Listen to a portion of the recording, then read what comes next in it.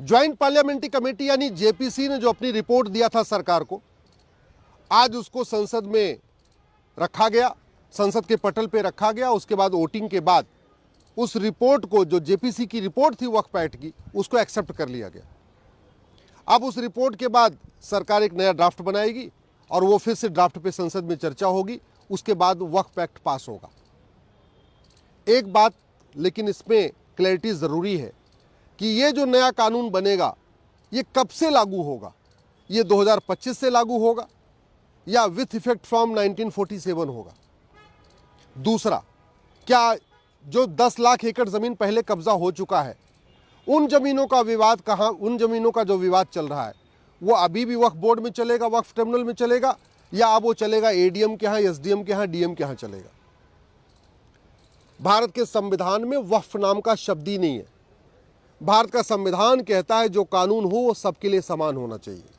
जमीन के विवाद के लिए कभी कोई ट्रिब्यूनल नहीं बनता है। जमीन का विवाद तो हमेशा एसडीएम के यहाँ चलता है, एडीएम के यहाँ चलता है, कलेक्टर के यहाँ चलता है, कमिश्नर के यहाँ चलता है। अमेंडमेंट का स्वागत है, लेकिन सवाल ये है कि अगर एक कम्युनिटी के लिए वक्फ बोर्ड है, वक्फ ट्रिब्यूनल है, तो फिर हिंदू के लिए अपना बोर्ड, अपना ट्रिब्यूनल क्यों नहीं होना चाहिए? वन नेशन वन लॉ क्यों नहीं होना चाहिए? सबके लिए एक जैसा प्रावधान क्यों नहीं होना चाहिए? जो 10 लाख एकड़ जमीन पे वक्फ बोर्ड कब्जा करके बैठा हुआ है, उन जमीनों की ऑडिटिंग का क्या होगा? ये जो कानून बदलेगा, ये आज से लागू होगा, ये पहले से लागू होगा? इन सब पे क्लैरिटी बहुत ज़रूरी है। मैं पहले भी कई बार कह चुका हूँ, अगर ये वक्फ एक्ट रहेगा, आज सरकार इसको बदल के इसमें कुछ संशोधन करेगी, कल को कोई और सरकार आएगी, वो दोबारा फिर से पुराने वाले को बहाल कर देगी।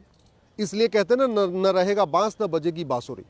इसको जड़ से ख़त्म करना चाहिए। और जो संविधान के शेड्यूल 3 में जो व्यवस्था दी है, uniform charity code, uniform endowment code, uniform property code, वो लागू करना चाहिए। बड़ी सीधी सी बात है, अगर वो वक्फ बोर्ड चलेगा, वक्फ ट्रिब्यूनल चलेगा, तो जहाँ विवाद होगा वो अभी भी जाएगा, वक्फ बोर्ड में जाएगा, वक्फ ट्रिब्यूनल में जाएगा।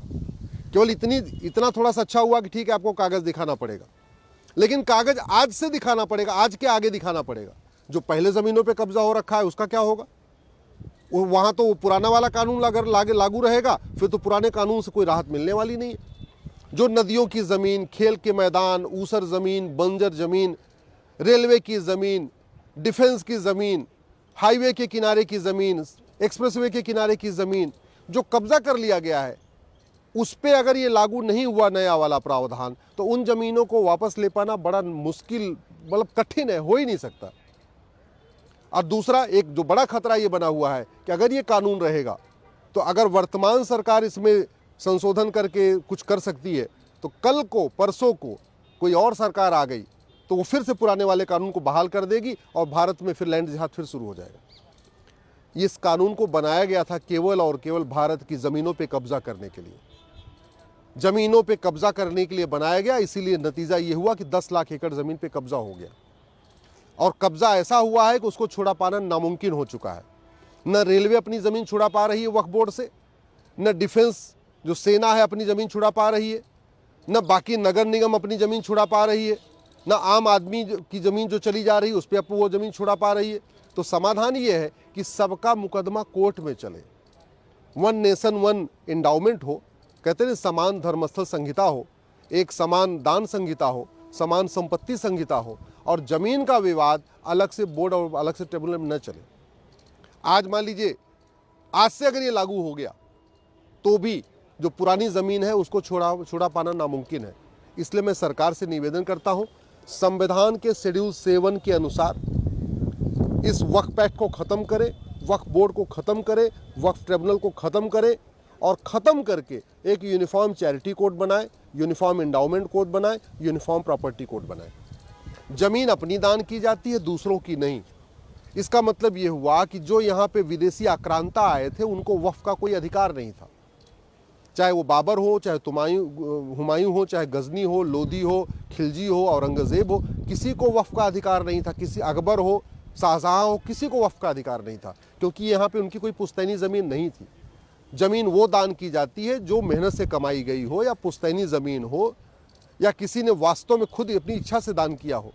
जो यहाँ पे आए थे आक्रांता, और ना उनको किसी ने दान किया, ना आक्रांताओं ने कोई ज़मीन खरीदी, तो स्वाभाविक सी बात है उनको वक्फ का अधिकार ही नहीं। और उनके जाने के बाद जो 50,000 एकड़ ज़मीन थी उनके जाते समय, और बाद में अब 10 लाख एकड़ हो गई। तो पिछले 75 वर्षों में जो लोग सक्षम हैं, जो ज़मीन दान कर सकते हैं, वो बता नहीं रहे कि हमने दान किया हुआ है। जो गरीब हैं वो दान कर नहीं सकते, उनके पास ज़मीन नहीं है, और जो अमीर हैं, जो सक्षम है, वो बता नहीं रहे हमने दान कर दिया। तो फिर ये 50,000 एकड़ ज़मीन जो 1950 में थी, ये 10 लाख एकड़ ज़मीन हुई कैसे? ये दूसरों की ज़मीन है, ये सरकारी ज़मीन है, ये पब्लिक ज़मीन है, ये पार्कों की ज़मीन है, खेल का मैदान की ज़मीन है, ये नदियों के किनारे कब्जा किया गया है, ये पहाड़ियों के किनारे कब्जा किया है, रेलवे की ज़मीन पे कब्जा किया है, डिफेंस की ज़मीन पे कब्जा किया है, और भी जो ग्राम सभा की ज़मीन उन पे कब्जा किया हुआ है। तो इसको छुड़ाने के लिए ज़रूरी है वक्फ बोर्ड ख़त्म हो, वक्फ ट्रिब्यूनल ख़त्म हो, और एक देश एक कानून लागू हो। संपत्ति का विवाद कभी बोर्ड और ट्रिब्यूनल में नहीं चलता। भारत में बहुत सारे बोर्ड हैं, बहुत सारे ट्रिब्यूनल हैं, लेकिन जो ट्रिब्यूनल हैं वो रिलीजन न्यूट्रल है। ये किसी कम्युनिटी के लिए कोई ट्रिब्यूनल बना ही नहीं है। आपके पास इनकम टैक्स का ट्रिब्यूनल है, आपके पास जीएसटी का ट्रिब्यूनल है, आपके पास एनजीटी है, नेशनल ग्रीन ट्रिब्यूनल है, जहां एनवायरनमेंट का इशू होता है, लेकिन उसमें एक कम्युनिटी के लिए नहीं है। जो भी ट्रिब्यूनल होता है वो जेंडर न्यूट्रल होता है, रिलीजन न्यूट्रल होता है। ऐसे बोर्ड भी है, और भी बोर्ड है, और भी कमीशन है, लेकिन जो कमीशन है वो रिलीजन के लिए नहीं है। जो महिला आयोग है वो देश की सभी महिलाओं के लिए, जो आपका SC ST है वो देश के सभी SC ST के लिए, एक रिलीजन के बेस पर नहीं है। जब भारत का विभाजन मजहब के आधार पर हो चुका था, इसीलिए संविधान निर्माताओं ने आर्टिकल 13 में कहा कि अब मजहब के आधार पर कुछ भी नहीं चलेगा। अब मजहब के आधार पर बोर्ड नहीं होगा, मजहब के आधार पर ट्रिब्यूनल नहीं होगा, मजहब के आधार पर कोई योजना नहीं होगी, मजहब के आधार पर कोई वजीफा नहीं होगा, मजहब के आधार पर कोई आयोग नहीं होगा, मजहब के आधार पर कोई मंत्रालय नहीं होगा। इसलिए मैं सरकार से निवेदन करता हूं और आप लोगों से निवेदन करता हूं, अपने अपने सांसद और विधायक से मिलिए, अपने खास तौर पे सांसद से मिलिए, चूंकि वक्फ एक्ट सेंट्रल का कानून है, इसमें विधायक कुछ कर नहीं सकते। तो अपने अपने जिनको भी आप लोकसभा के सांसद को जानते हैं, राज्यसभा के सांसद को जानते हैं, उनसे जाके मिल के ये पूछिए कि भारत के संविधान में वक्फ शब्द तो है ही नहीं है। जब वक्फ शब्द नहीं है तो फिर वक्फ बोर्ड क्यों, वक्फ एक्ट क्यों, वक्फ ट्रिब्यूनल क्यों? भारत का संविधान तो कहता है जो कानून बना वो सबके लिए होना चाहिए।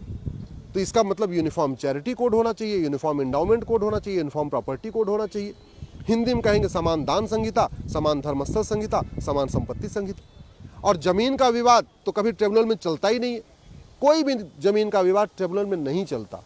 जमीन का विवाद ये कोई धार्मिक मामला नहीं है। जमीन का विवाद सीधे सीधे लैंड का इश्यू है, सिविल प्रोसीजर कोड के अंतर्गत चलता है। और जो जमीन का मुकदमा है वो तहसीलदार के यहाँ चलता है, SDM के यहाँ चलता है, ADM के यहाँ चलता है, कलेक्टर के यहाँ चलता है, कमिश्नर के यहाँ चलता है। जो जमीन का विवाद है वो चकबंदी अधिकारी के यहाँ चलेगा, SOC के यहाँ चलेगा, DDC के यहाँ चलेगा। तो फिर एक कम्युनिटी के लिए अलग से वक्फ ट्रिब्यूनल क्यों? फिर तो सबके जमीन का विवाद, चाहे वो हिंदू हिंदू का हो, हिंदू जैन का हो, हिंदू पारसी का हो, या हिंदू मुस्लिम का हो, चाहे वो मंदिर का विवाद हो, चाहे वो गुरुद्वारे का विवाद हो, चाहे वो बौद्ध स्तूप का विवाद हो, चाहे वो चर्च का विवाद हो, चाहे वो मस्जिद का विवाद हो, मुकदमा तो सीधे सीधे जहां सबका चलता वहीं चलना चाहिए। एक कम्युनिटी के लिए अलग से बोर्ड बनाना, अलग से ट्रिब्यूनल बनाना, ये लॉन्ग टर्म में 20-25 साल के बाद बहुत दुखदाई होगा। अगर आप सोच रहे हैं कि आज का जो आज संशोधन हो रहा है वो पर्याप्त है, तो मैं उस संशोधन का स्वागत करता हूं। सरकार ने कम से कम इतना आगे कदम बढ़ाया है, लेकिन इस संशोधन से जो 10 लाख एकड़ जमीनों पे कब्जा हुआ है, उन जमीनों को वापस ले पाना मुश्किल, मुझे तो मुश्किल लगता है।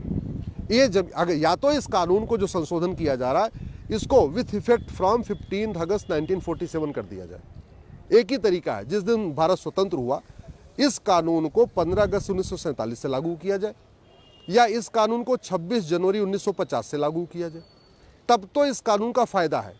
अदरवाइज अगर हम इसको रेट्रोस्पेक्टिव नहीं कर रहे, हम इसको आज से लागू कर रहे, फिर इस कानून का ज़्यादा फायदा नहीं होगा। इसलिए मैं आप लोगों से निवेदन कर रहा हूं, अपने अपने सांसद से मिलकर उनको बताइए और उनसे आग्रह करिए कि इस चीज़ को संसद में उठाएं।